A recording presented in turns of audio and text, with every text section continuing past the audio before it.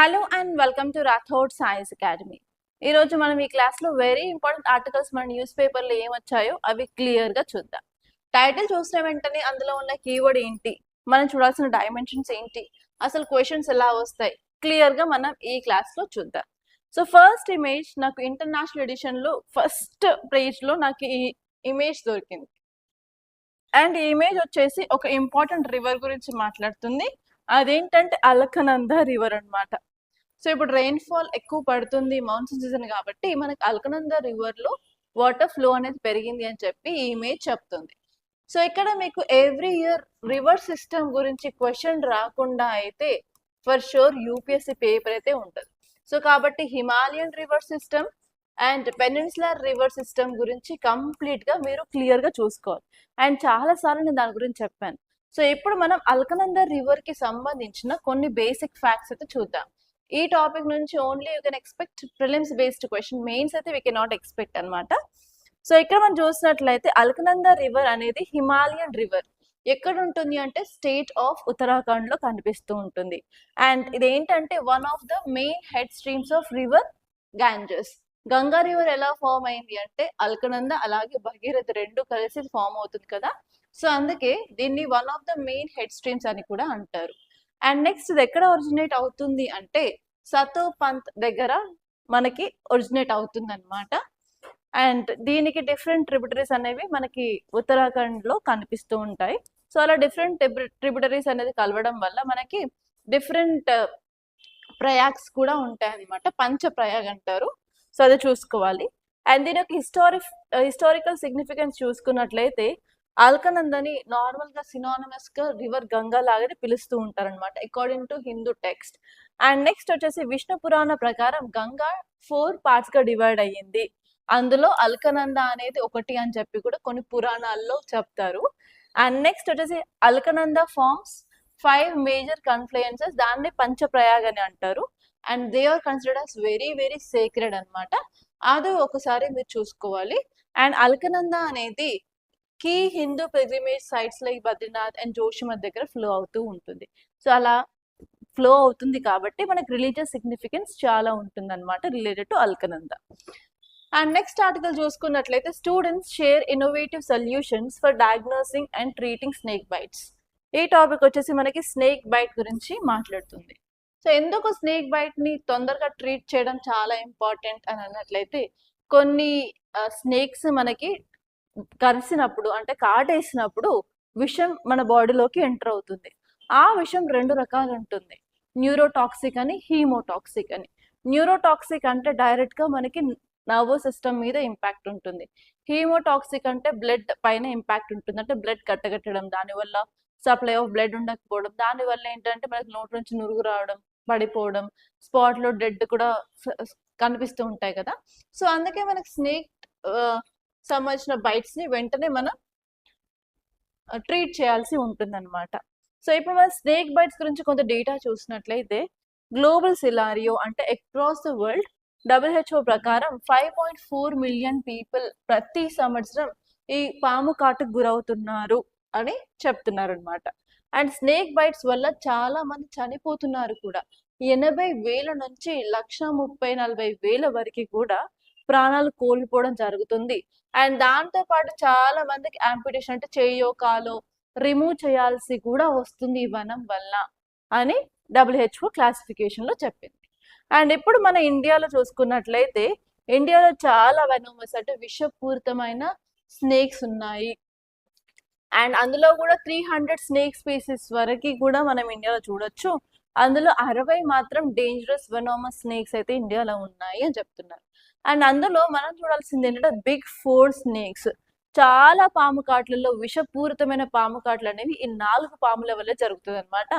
So first వచ్చేసి Indian cobra, next వచ్చేసి common krait, next వచ్చేసి Russell's viper, saw scaled viper. ఈ 4 కూడా ప్రాణాంతకరమైన విషపూరిత స్నేక్స్ అనమాట. అండ్ ఇండియన్ కోబ్రా మీద యూపీఎస్ అయితే 2 సార్లు ప్రిలిమ్స్ లో క్వశ్చన్ అడిగింది. కాబట్టి స్నేక్ బైట్స్ గురించి ఏమైనా ఆర్టికల్ వస్తే you have to know it for sure. అంటే ఒక్కసారి యూపీఎస్సీ క్వశ్చన్ అడిగింది అనుకోండి, అది ఇంపార్టెంట్ టాపిక్ అయితే తప్ప అడగదు. ఓకే, అలా మీరు గుర్తుపెట్టుకోవాలన్నమాట. అలా మీరు పీవైక్యూస్ ని అనలైజ్ చేయాలి.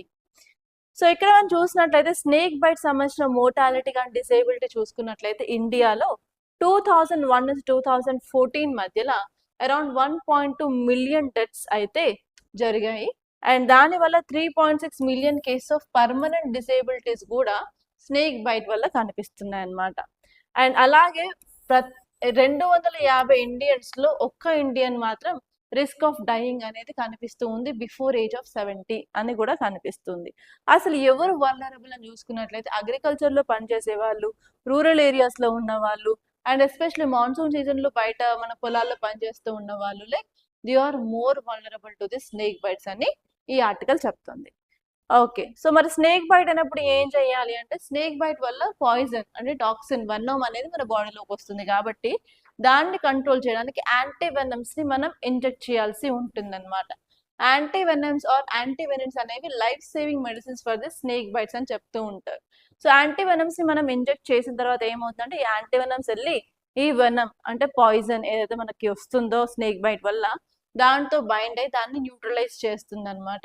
అలాగే మన ఇమ్యూన్ సిస్టమ్ కూడా స్లోగా ఓవర్ టైంలో మనకి స్ట్రాంగ్ అవ్వడానికి కూడా ఈ యాంటీవెనమ్స్ అనేవి యూస్ అవుతాయి అన్నమాట. సో ఇప్పుడు ఈ ఆర్టికల్ ఏం చెప్తుంది అంటే, రీసెంట్ గా స్టూడెంట్స్ ఒక కొత్త స్టడీని రిలీజ్ చేశారు. దాని పేరు ఏంటంటే నాగాథాన్ స్నేక్ బైట్ ఇన్నోవేషన్ ఛాలెంజ్ అన్నమాట. ఇందులో వాళ్ళు 4 పాయింట్స్ చెప్పారు, చాలా యూస్ఫుల్ పాయింట్స్ అన్నమాట.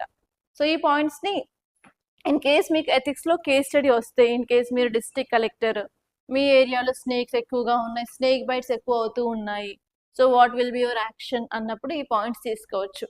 లేకపోతే మనకి డైరెక్ట్ గా యూపీఎస్సీ జిఎస్ పేపర్ 2 మెయిన్స్ లో గవర్నెన్స్ లో కూడా మనకి టాపిక్ మీద క్వశ్చన్ రావచ్చు, ఎందుకంటే అందులో health is an important part కాబట్టి. సో దిస్ స్నేక్ బైట్స్ అనేవి మన హెల్త్ పైన ఇంపాక్ట్ చేస్తాయి, అలాగే ఇది ట్రాపికల్ నెగ్లెక్టెడ్ డిసీజ్ కూడా కాబట్టి దాని మీద మీకు క్వశ్చన్ అడగచ్చు అనమాట. సో అక్కడ కూడా ఈ 4 పాయింట్స్ ని యూజ్ చేసుకోవచ్చు. సో ఇక్కడ చూసినట్లయితే real time anti venom tracking dash board ని మనం క్రియేట్ చేయాలి. ఏఐని అలాగే ఏఐని యూజ్ చేసుకొని క్లౌడ్ బేస్డ్ ప్లాట్ఫామ్ ని మనం క్రియేట్ చేయాలి. అందులో ఏ హాస్పిటల్స్ లో యాంటీ వెనమ్ స్టాక్స్ ఉన్నాయి, ఐసియు క్రిటికల్ కేర్ అవైలబిలిటీ ఉంది especially for snake bytes, patients, doctors, administration ఎలా ఉంది అని చెప్పి ఆ క్లౌడ్ బేస్డ్ ప్లాట్ఫామ్ లో ఉండి మనం ప్రొవైడ్ చేసినట్లయితే పీపుల్ కి ఈజీగా ఏ హాస్పిటల్ కి వెళ్ళాలి అని ఒక ఐడియా వస్తుంది. ఆ హాస్పిటల్కి ఈ హాస్పిటల్కి తిరుగుతూ టైం వేస్ట్ అనేది చేయరు అనమాట. అండ్ నెక్స్ట్ వచ్చేసి multi channel first aid and alert network ని కూడా మనం తీసుకురావాలి అంటున్నారు. Like AI assisted systems, WhatsApp, SMS, voice calls, అలాగే ప్రింటెడ్ లామినేటెడ్ కార్డ్స్ అవన్నీ ఇవ్వడం వల్ల what are the preventive steps ఏం తీసుకోవాలి, ఇన్ కేస్ స్నేక్ బైట్ అయితే స్టెప్ బై స్టెప్ ఎలాంటి ఫస్ట్ ఎయిడ్ గైడెన్స్ ఇవ్వాలి. ఎందుకంటే వాళ్ళు కొన్ని ఏరియాస్ లో, రూరల్ ఏరియాస్ లో ఏంటంటే ప్రాపర్ గా ట్రాన్స్పోర్టేషన్ అవైలబిలిటీ ఉండదు, అండ్ నియర్ బై హాస్పిటల్స్ కూడా ఉండదు కాబట్టి కొంత టైం అయితే పడుతుంది మనం రీచ్ అవ్వడానికి. ఆ రీచ్ అయ్యే టైంలో మనం డేంజర్ ని ఎలా తగ్గించాలి అంటే ఫర్ షూర్ ఫస్ట్ ఎయిడ్ కి సంబంధించిన స్టెప్స్ తీసుకోవాలి. కాబట్టి ఎలాంటి ఫస్ట్ ఎయిడ్ గైడెన్స్ ఇవ్వాలి అని కూడా మనం ఫర్ షూర్ పీపుల్ కి ప్రొవైడ్ చేయడానికి యూస్ఫుల్ నెట్వర్క్ ని క్రియేట్ చేయాలి అన్నారు. అండ్ నెక్స్ట్ వచ్చేసి కమ్యూనిటీ అవేర్నెస్ క్యాంపెయిన్స్ కూడా మనం ఈజీగా ప్రొవైడ్ చేయాలి. Like behaviour change programme, first hospital not a healer. Normal గా ఊర్లలో ఏంటంటే ఏదైనా పాము కాటు ఆర్ తేలు కరిచినట్లయితే హీలర్ దగ్గరికి వెళ్తారు, ట్రెడిషనల్ పర్సన్, అక్కడ పసర్లు వేయడం అలాంటివి చేయకుండా ఫస్ట్ హాస్పిటల్ కి వెళ్ళండి అన్నట్టు మనం వాళ్ళకి అవేర్నెస్ కలిగించాలి. ఎలా కలిగిస్తాము అంటే స్ట్రీట్ థియేటర్స్ కానీ, రేడియోస్ కానీ, హౌస్ హోల్డ్ విజిట్స్ కానీ, విలేజ్ రూట్ మ్యాప్స్ కానీ, ట్రేడ్ వాలంటీర్స్ హెల్ప్ తీసుకొని కానీ, ఆశా వర్కర్స్ ని కానీ, ఎన్జిఓస్ కానీ ఎలాంటి హెల్ప్ లైన్ నెంబర్ అయినా క్రియేట్ చేసి we have to provide awareness అని సెకండ్ పాయింట్ చెప్పారు. And next it is low cost small molecule field treatment ని కూడా మనం చేయాల్సి ఉంటుంది. అంటే ఇన్ఎక్స్పెన్సివ్ కెమికల్ కాంపౌండ్స్ తీసుకొని ఇలా మనకి స్నేక్ బైట్ అయినప్పుడు ఇవ్వడానికి మెడిసిన్ లాగా మనం R&D మీద కూడా ఫోకస్ చేసినట్లయితే మన స్నేక్ బైట్స్ కి సంబంధించిన డెత్స్ ని, ఇంజురీస్ ని తగ్గించవచ్చు అని ఈ ఆర్టికల్ క్లియర్ గా చెప్తుంది అనమాట. అండ్ నెక్స్ట్ ఆర్టికల్ చూస్తున్నట్లయితే ఇక టైటిల్ ఏం చెప్పారు, H1N1 cases on the rise, experts say no cause for alarm. So ఇక్కడ మనకి ఇంకొక డిసీజ్ గురించి ఉంది, అదేంటంటే H1N1 వైరస్ అనమాట. H1N1 ని సింపుల్ గా స్వైన్ ఫ్లూ అని కూడా అంటారు. సో ఇప్పుడు మనం ఈ స్వైన్ ఫ్లూ గురించి కొన్ని ఫ్యాక్ట్స్ అయితే తెలుసుకోవాలి. ఎందుకంటే ఇలా మనకి ఏమైనా డిసీజ్ న్యూస్లో ఉన్నట్లయితే ఫర్ షూర్ ఆ డిసీజ్ గురించి యూపీఎస్సి క్వశ్చన్స్ అయితే అడుగుతుంది అనమాట ప్రిలిమ్స్లో. కాబట్టి ఇది చాలా ఇంపార్టెంట్. సో ఇక్కడ క్వశ్చన్ లా వస్తుంది, consider following statements regarding H1N1 virus అని అడిగి దానికైతే స్టేట్మెంట్స్ ఇచ్చేసి ఏవి కరెక్ట్ ఏవి ఇన్కరెక్ట్ అని అడిగే ఛాన్స్ ఉంటుంది. ఒక్కసారి అది చూసుకోండి. ఓకే, సో ఇప్పుడు మనం ఈ H1N1 కేసెస్ గురించి చూసుకున్నట్లయితే H1N1 అనేది సింప్లీ వైరస్ అన్నమాట. దీన్ని ఇన్ఫ్లుయెన్జా సబ్ టైప్ అని కూడా అంటారు. ఓకే, అండ్ దీన్ని స్వైన్ ఫ్లూ అని కూడా అంటారు. సో ఫస్ట్ ఆఫ్ ఆల్ ఈ వైరస్ ఎప్పుడు కనుగొన్నారు అంటే 2009లో ఈ వైరస్ పాండమిక్ ని క్రియేట్ చేసింది అనమాట. దీని యొక్క ఫుల్ ఫామ్ హెచ్ అంటే ఏంటి హిమాగ్లుటిన్, ఎన్ అంటే ఏంటి న్యూరామిడేస్. సో ఇలా మనకి డిఫరెంట్ వేరియంట్స్ ఆఫ్ హెచ్ ఉంటాయి, ఎన్ ఉంటాయి. అంటే H1N2, H1N3, H1N8, H2N1. So అలా డిఫరెంట్ వేరియంట్స్ ఆఫ్ HN అనేది ఉంటుంది అనమాట. కానీ ఇక్కడ H1N1 అనేది స్వైన్ ఫ్లూ, అంటే పందుల ద్వారా అది మనకి సోకుతుంది అని అర్థం అనమాట. ఓకే, H1N1 అసలు ఏం కాజ్ చేస్తుందని చూసుకున్నట్లయితే రెస్పిరేటరీ ఇన్ఫెక్షన్ ని కాజ్ చేస్తుంది అనమాట. ఫస్ట్ టైం నార్త్ అమెరికాలో ఇది ఒక పాండమిక్ క్రియేట్ చేసింది. అండ్ దాని తర్వాత 2009, 2010లో కూడా మనం ఇండియాలో కేసు అనేది రికార్డ్ అయ్యాయి. అండ్ అప్పట్లో ఏంటంటే చాలా డెత్స్ కూడా స్వైన్ ఫ్లూ వల్ల జరిగాయి అనమాట, because of very high respiratory distress వల్ల. ఓకే, దీని ఒరిజిన్ చూసుకున్నట్లయితే ఎక్కడ ఒరిజినేట్ అయింది అంటే అనిమల్ ఇన్ఫ్లుయెన్జా వైరస్ నుంచి అది మ్యూటేషన్స్ జరిగి ఇలా స్వైన్ ఫ్లూ అనేది రావడం జరిగింది అని చెప్తున్నారు. ఎలా ట్రాన్స్మిట్ అవుతుంది అంటే ఇన్ కేస్ ఒక పర్సన్కి స్వైన్ ఫ్లూ సోకిన తర్వాత అతనితో కాంటాక్ట్ అయినట్లయితే, ఫర్ ఎగ్జాంపుల్ అతను మాట్లాడుతున్నా, తుమ్మినా, దగ్గినా, or else if you're sharing things, ఆ వైరస్ అనేది ఈజీగా సోకుతుంది అనమాట. Simple like COVID-19 virus. దీని యొక్క సిమ్టమ్స్ ఏంటి? ఫస్ట్ ఫీవర్ వస్తుంది, డ్రై కాఫ్, గొంతంతా ఎండుకుపోవడం, కాఫ్ రావడం, sore throat, headache, muscle pains, joint pains, running notes, chills అంటే లైక్ మనకేమంటారు, చిల్లింగ్ అంటే ఏమంటారు, వణకడము, చలి పెట్టడం అలాంటిది అనమాట. సివియర్ టైర్డ్నెస్ అయితే కనిపిస్తూ ఉంటుంది. అండ్ దాంతోపాటు స్లోగా వామిటింగ్స్, డయేరియా, అలాగే 1 వీక్లో మనం కుదిరి పడవచ్చు. ఇన్ కేస్ లేదు అన్నట్లయితే మనకి సివియర్గా కూడా ఉంటుంది, సమ్ టైమ్స్ డెత్ కూడా వస్తుంది అనమాట because of this swine flu. ఎందుకంటే దీనివల్ల నిమోనియా, రెస్పిరేటరీ ఫెయిల్యూర్, సెప్సిస్ అవన్నీ కూడా అయ్యే ఛాన్స్ ఉంటుంది. అండ్ అసలు ఏ గ్రూప్ మరింత వల్నరబుల్ అని చూసుకున్నట్లయితే ప్రెగ్నెంట్ ఉమెన్కి డేంజర్గా అనిపిస్తుంది, అలాగే children below 5 years of age, and even elderly people above 65 years of age. ఎందుకంటే వాళ్ళకి ఆల్రెడీ ఇమ్యూన్ కాంప్రమైజేషన్ ఉంటుంది కాబట్టి వాళ్ళకైతే నెగిటివ్ ఇంపాక్ట్స్ ఎక్కువగా అనిపిస్తూ ఉంటాయి. ఓకే, అండ్ నెక్స్ట్ ఆర్టికల్ చూసినట్లయితే Bihar's alcohol ban has been a success for social wellness data show. So బీహార్లో తీసుకున్న స్టెప్ ఏంటంటే ఆల్కహాల్ని బ్యాన్ చేశారు. దానివల్ల ఎలాంటి ఇంపాక్ట్ ఉందని చెప్పి ఇక్కడ ఈ రిపోర్ట్ ఇచ్చారు. సో ఇక్కడ మనం కంపల్సరీ డేటా అయితే తెలుసుకోవాలి, ఎందుకంటే ఆల్కహాల్ని కన్జ్యూమ్ చేయడం వల్ల మనకు చాలా నెగిటివ్ ఇంపాక్ట్స్ అయితే ఉన్నాయన్నమాట. ఇండివిజువల్ లెవెల్లో, సొసైటీ లెవెల్లో, కమ్యూనిటీ లెవెల్లో, ఓవరాల్ క్రైమ్స్ లెవెల్లో చాలా ఇంపాక్ట్స్ అయితే ఉన్నాయి. కాబట్టి ఫర్ షూర్ మీరు ఆల్కహాల్ వల్ల నెగిటివ్ ఇంపాక్ట్స్ ఏంటో చూసుకోవాలి. ఓన్లీ నెగిటివ్ ఇంపాక్ట్స్ మాత్రమే కాదు, ఆ బ్యాన్ చేయడం వల్ల అసలు స్టేట్కి ఎలాంటి నష్టాలు ఉంటాయో కూడా మీరు క్లియర్గా చూసుకోవాలన్నమాట. అండ్ ఈ టాపిక్ వచ్చేసి గవర్నెన్స్ పాయింట్ ఆఫ్ వ్యూలో చాలా ఇంపార్టెంట్. అసలు అడ్వాంటేజెస్ ఏంటి ఫర్ బ్యానింగ్ ఆఫ్ ఆల్కహాల్ అని చూసుకున్నట్లయితే ఫస్ట్ వచ్చేసి డ్రింకింగ్ అనేది తగ్గుతుంది అనమాట మెన్లో.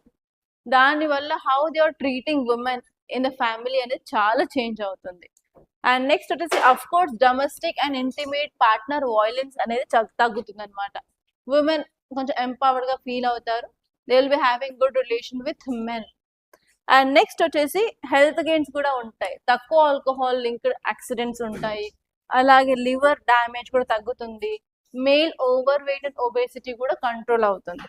అండ్ దాంతోపాటు వాళ్ళు మనీ ఈ ఆల్కహాల్కి స్పెండ్ చేసేది కాస్త అది ఫుడ్కి, అలాగే మిల్క్కి, అప్లయన్సెస్కి, బెటర్ హౌసింగ్కి ట్రాన్స్మిట్ అవడం వల్ల ఓవరాల్ ఎంపవర్మెంట్ ఆఫ్ సొసైటీ అవుతుంది. అండ్ దాంతోపాటు ఫ్యూ ట్రాఫిక్ యాక్సిడెంట్, అలాగే వాయిలెంట్ క్రైమ్స్ కూడా తగ్గే ఛాన్స్ అయితే ఉంటాయి అన్నమాట. ఇవి పాజిటివ్ ఇంపాక్ట్స్. కానీ దీనివల్ల ఇష్యూస్ ఏంటి అని చూసుకున్నట్లయితే ఓవరాల్గా స్టేట్ దాని మీద ఎక్సైజ్ డ్యూటీని ఇంపోజ్ చేస్తుంది కాబట్టి స్టేట్కి రావాల్సిన రెవెన్యూ అనేది తగ్గుతుంది అనమాట. ఫస్ట్ వచ్చేసి state will loss the revenue.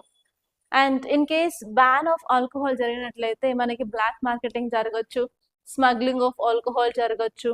అలాగే మనకి ట్రెడిషనల్గా మనకి హూచ్ అనేది ఉంటుంది, అంటే నాటు సారా. సో అలాంటివి కూడా ఇంక్రీజ్ అయ్యే ఛాన్స్ ఉంటాయి. సో అలా హూచ్ స్పూరియస్ లిక్కర్ తాగడం వల్ల దానికి సంబంధించిన డెట్స్ కూడా పెరిగే ఛాన్సెస్ అయితే ఉంటాయి అన్నమాట. అండ్ నెక్స్ట్ వచ్చేసి హెవీగా ఎన్ఫోర్స్మెంట్, అలాగే కోర్ట్ బటన్స్ కూడా పెరుగుతూ ఉంటాయి. And next rise in other intoxicants. So actually కోవిడ్-19 టైంలో ఏమైందంటే బయటికి వెళ్ళలేక, లైక్ నేషనల్ వైడ్ లాక్డౌన్ ఉండడం వల్ల, ఎస్పెషల్లీ ఆ ఏరియాలో కేసెస్ ఫైండ్ అవుట్ చేసినట్లయితే స్ట్రిక్ట్ ఇంప్లిమెంటేషన్ ఆఫ్ రూల్స్ అవన్నీ అవ్వడం వల్ల చాలా మంది శానిటైజర్స్ కూడా తాగారనమాట. సో హూ ఆర్ హ్యాబిచ్యువేటెడ్, దానివల్ల అదర్ ఇంటాక్సికెంట్స్ యూస్ అనేది పెరుగుతుంది. అండ్ నెక్స్ట్ వచ్చేసి జాబ్ అండ్ టూరిజం లాసెస్ కూడా అయ్యే ఛాన్సెస్ ఉంటాయి కొన్ని ఏరియాస్లో. And it hits poorer people very much hard, ఎందుకంటే they will turn out to cheap and unsafe illicit liquor. కాబట్టి ఓవరాల్గా పూర్ పీపుల్ మీద చాలా ఇంపాక్ట్ అయితే ఉండే ఛాన్స్ ఉంటుంది. సో ఈ పాయింట్స్ గుర్తుపెట్టుకుంటే సరిపోతుంది. అండ్ నెక్స్ట్ ఆర్టికల్ చూసుకున్నట్లయితే employment guarantee has slipped in to limbo. So ఈ ఆర్టికల్ తెలియాలి, చదువుకోవాలి, అర్థం కావాలి అంటే ఫస్ట్ ఆఫ్ ఆల్ కొంత బ్యాక్గ్రౌండ్ తెలియాలి. మనకి రూరల్ ఏరియాస్లో ఎంప్లాయ్మెంట్ ఆపర్చునిటీ స్కీమ్ కింద మనకి ఏముంది, ఎంజీ నరేగా ఉంది, Mahatma Gandhi national rural employment guarantee act. దీన్ని 2005లో లాంచ్ చేశారు. కానీ రీసెంట్గా దీన్ని కాస్త విబిజి రామ్జీతో మనం రీప్లేస్ చేయడం జరిగిందనమాట. సో ఈ విబిజి రామ్జీలో ఉన్న అడ్వాంటేజెస్ ఏంటి అంటే, మనం వికసిత్ భారత్ వైపు అడుగులు వేస్తున్నాం and we are focusing on improving of logistics. దాంతో పాటు ఏంటి అంటే number of days of employment అనేది పెరిగింది. అండ్ ఈవెన్ మనకి అగ్రికల్చర్ ఎప్పుడైతే ఉంటుందో ఆ టైంలో మనకి 60 డేస్ ఆఫ్ పాస్ కూడా తీసుకోవచ్చు. సో అలా కొన్ని అడ్వాంటేజ్ అయితే విబిజి రామ్జీ వల్ల ఉన్నాయి. కానీ దానివల్ల ఇప్పుడు ఎంప్లాయ్మెంట్ ఆపర్చునిటీస్ అనేవి స్టేట్స్లో తగ్గాయి అని చెప్పి ఈ ఆర్టికల్ క్లియర్గా చెప్తుంది. సో ఇప్పుడు మనం దాని గురించి క్లియర్గా చూద్దాం. సో ఇక్కడ మనకి ఒక గ్రాఫ్ ఇచ్చారు, బార్ డయాగ్రామ్. సో ఇక్కడ చూస్తున్నట్లయితే హిమాచల్ ప్రదేశ్లో 84.6% ఆఫ్ ఎంప్లాయ్మెంట్ ఆపర్చునిటీస్ తగ్గాయి, ఉత్తరాఖండ్లో 80% తగ్గాయి, పంజాబ్లో 76% తగ్గాయి, జార్ఖండ్లో 75, హర్యానాలో 75, ఉత్తరప్రదేశ్లో 74, మధ్యప్రదేశ్లో 68. సో అలా మనం చూసుకున్నట్లయితే చాలా స్టేట్లో ఎంప్లాయ్మెంట్ ఆపర్చునిటీస్ చాలా తగ్గాయి బికాస్ ఆఫ్ విబిజి రామ్జీ అని ఇక్కడ క్లియర్గా ఈ ఆర్టికల్లో చెప్తున్నారు అనమాట. సో ఇక్కడ మనం చూసుకున్నట్లయితే ఎంత పర్సెంటేజ్ తగ్గిందో ఆల్రెడీ నేను చెప్పాను కదా. సో చాలా చోట్ల around 70 to 80% of employment opportunities అనేవి రూరల్ ఏరియాస్లో తగ్గడం జరిగాయి. అసలు ఎందుకు అని చూసుకున్నట్లయితే మన రీప్లేస్మెంట్ బిల్ని అరౌండ్ డిసెంబర్ 2025లో తీసుకొచ్చాం. సో అది ఎప్పుడు స్టార్ట్ అవ్వాలి అంటే 1st April 2026లో స్టార్ట్ అవ్వాలి. కానీ స్టేట్కి అండ్ సెంట్రల్ గవర్నమెంట్కి మధ్యలో ఇష్యూస్ ఉండడం వల్ల అదైతే కంపల్సరీగా ఇంప్లిమెంట్ అయితే April 1st నుంచి ఇంప్లిమెంట్ అవ్వలేదు. అండ్ నెక్స్ట్ వచ్చేసి డ్రాఫ్ట్ రూల్స్ అనేవి చాలా లేట్గా వచ్చాయి. సో రీసెంట్గా మనం చదువుకున్నాం ఏంటి, మినిమం అమౌంట్ ఆఫ్ వేజెస్ అనేవి 300కి ఫిక్స్ చేయడం కూడా చాలా లేట్గా at the end of June or first week off July అలా డిసైడ్ చేయడం జరిగింది. సో కానీ ఎప్పుడు ఇంప్లిమెంట్ అవ్వాలి, 1st April లోపే అదంతా డెసిషన్ చేసుకోవాలి. But government is very slow, దానివల్ల కూడా మనకి ఇంప్లిమెంటేషన్ ప్రాబ్లమ్స్ అయితే ఉన్నాయని క్లియర్గా తెలుస్తుంది. అండ్ ఈవెన్ చాలా ఏరియాస్లో పీరియడ్ ఆఫ్ కన్ఫ్యూజన్ కూడా ఉంది, ఇది చేయాలా అది చేయాలా, వాట్ అబౌట్ అటెండెన్స్, మనం యాప్స్ యూజ్ చేయాలా లేకపోతే మాన్యువల్గా వెళ్ళాలా, అసలు ఏ ఏరియాస్లో వీళ్ళకి ఎంప్లాయ్మెంట్ ఆపర్చునిటీస్ ఇవ్వాలి, what is the role of Gram Sabha అని చెప్పి చాలా చాలా డౌట్స్ కన్ఫ్యూషన్ అయితే ఉన్నాయి. కాబట్టి మనకి ఇలా ట్రాన్సిషన్ జోన్ వల్ల అంటే ఒక స్కీమ్ నుంచి ఇంకొక స్కీమ్కి వెళ్ళే ప్రాసెస్లో మనకి ఎంప్లాయ్మెంట్ ఆపర్చునిటీస్ తగ్గాయి అని చెప్పి ఈ ఆర్టికల్ చెప్తుంది. సో ఇలా ఎంప్లాయ్మెంట్ ఆపర్చునిటీస్ తగ్గడం వల్ల మనకున్న ఇంపాక్ట్ ఏంటి అని చూసుకున్నట్లయితే ఓవరాల్గా రూరల్ వర్కర్స్ పైన ఇంపాక్ట్ అయితే ఉంటుంది. ఎస్పెషల్లీ ఇండియాలో ఉన్న పోరెస్ట్ స్టేట్స్ పైన కూడా నెగటివ్ ఇంపాక్ట్ ఉంటుంది అని చెప్పారు. అండ్ నెక్స్ట్ వచ్చేసి ఈ స్కీమ్ ఏమో ఎంప్లాయ్మెంట్ ఇంక్రీజ్ చేస్తామని చెప్పింది, కానీ అక్కడ చూసుకున్నట్లయితే ఓవరాల్గా ఇంప్లిమెంటేషన్ సరిగా లేకపోవడం వల్ల ఎంప్లాయ్మెంట్ అనేది తగ్గిపోయింది అని చెప్పి ఈ ఆర్టికల్ చెప్తుంది. అండ్ నెక్స్ట్ వచ్చేసి వేజ్ పేమెంట్స్ కూడా డిఫికల్ట్గానే ఉన్నాయి. సో దట్ వేజ్ పేమెంట్స్ కూడా సరిగ్గా అయ్యే ఛాన్సెస్ లేవు అన్నట్టు కూడా చాలా స్టేట్స్ అయితే చెప్తున్నాయి అన్నమాట. అండ్ నెక్స్ట్ వచ్చేసి ఇంకొక పాయింట్ మీరు గుర్తుపెట్టుకోవాల్సింది ఏంటి అంటే చాలా స్టేట్స్ వర్స్ట్ ఎఫెక్ట్ అయ్యాయి. ఎస్పెషల్లీ పీపుల్ ఇంతకుముందు ఎవరైతే ఎంజీనీరింగ్ కింద అట్లీస్ట్ కొంతవరకు వర్క్ చేసుకున్నారో ఇప్పుడు వాళ్ళకి ఆ లైవ్లీహుడ్ ఆపర్చునిటీస్ కూడా దొరకలేక it is impact in the large and poorest states in our country అని చెప్పి ఆర్టికల్ చెప్పింది అనమాట.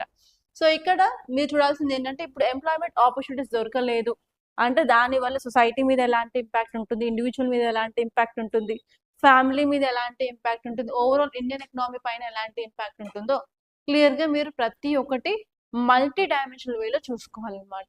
Okay, so this is that topic. And next వచ్చేసి PM cares donations have dropped and utilization is abysmal. So మనకు తెలుసు already PM cares గురించి ఇంతకుముందు క్లాస్లో చదువుకున్నాం. ఏంటి పిఎం కేర్స్ని ఆర్టీఐ అంబిట్లో రాకుండా దీన్ని ప్రొటెక్ట్ చేస్తున్నారు.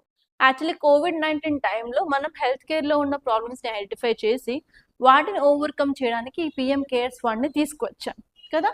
సో కానీ ఏంటంటే మనం అనుకున్న ఆబ్జెక్టివ్ని మనం ఇక్కడ పిఎం కేర్స్లో తీసుకురాగలమా లేదా అనే క్వశ్చన్ అనమాట. ఎందుకంటే లాస్ట్ ఇయర్లో చూసుకున్నట్లయితే ఈ ఫండ్కి చేసే డొనేషన్స్ అనేవి 26% తగ్గాయి. అండ్ అలాగే ఉన్న ఫండ్స్ మనం ఎలా యూజ్ చేస్తున్నామో కూడా ఎవరికి తెలియట్లేదు, ఎందుకంటే it is not coming under ambit of RTI. So ఇక్కడ ఆల్రెడీ మనం పిఎం కేర్స్ గురించి కొన్ని ఫ్యాక్ట్స్ అయితే చూసాం కదా. జస్ట్ మళ్ళీ ఆ ఫ్యాక్ట్స్ని ఒక్కసారి మీరు రివైజ్ చేసుకోండి. నేను క్లియర్ కట్గా మీకైతే నోట్స్ అయితే రాయించాను, అది చూసుకుంటే సరిపోతుంది. అండ్ ఇక్కడ మీరు గుర్తుపెట్టుకోవాల్సింది ఏంటంటే ఆర్టీఐ అంబిట్లో రావట్లేదు అని చెప్పి అంతవరకు గుర్తుపెట్టుకుంటే సరిపోతుంది. ఓకే, ఇప్పుడు మనం ప్రిలిమ్స్ ప్రాక్టీస్ క్వశ్చన్స్ చూద్దాం దీనికి సంబంధించి. ఫస్ట్ వచ్చేసి పిఎం కేర్ ఫండ్ గురించి అనమాట. Consider the following statements about the objectives of this PM care fund. First వచ్చేసి it can support relief during public health emergencies. Next it can support health care and pharmaceutical infrastructure. It can fund relevant research.